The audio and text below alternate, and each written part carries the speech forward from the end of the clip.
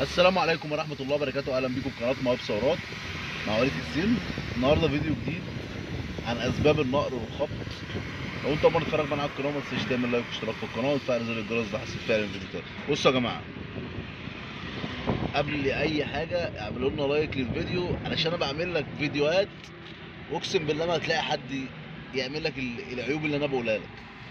النهارده احنا معانا عربية فيت، والعربية دي فيها صوت تزييق مع الكسرة يمين وشمال وفيها صوت نقر. بصوا يا جماعه، قلنا قبل كده ان الصيانه الدوريه حاجه مهمه جدا، لان بالشكل ده انت بتحافظ على حياتك، ليه؟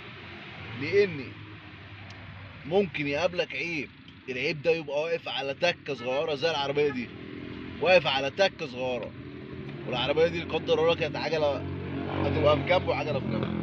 بصوا زي ما انتم شايفين كده، دي الباره الداخليه يا جماعه محلوله. بصوا الباره الداخليه محلوله. طبعا الكاوتش راكب اهو، هفك لكم الكاوتشه بتاعت المزيكا اهو، كاوتشه المزيكا راكبه بكلياتها الاصليه اهي.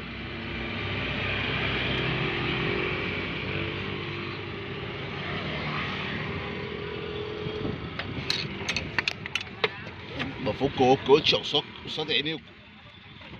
بصوا بقى يا جماعه، اطلع بصوا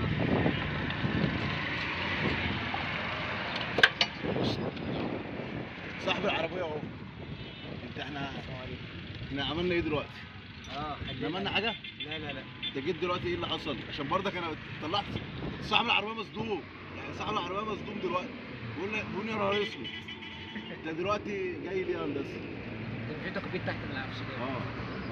وايه اللي حصل؟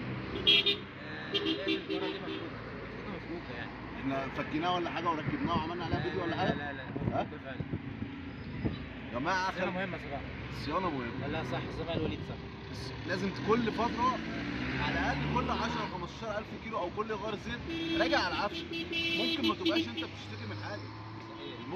انت بتشتكي من حاجه، او بتحس بحاجه، بس في حاجه قلت لكم قبل كده كتير، ممكن يبقى عندك عيب صغير قد كده خارب لك الدنيا، وممكن تبقى عندك العفشه كلها بايظه ومش حاسس بحاجه.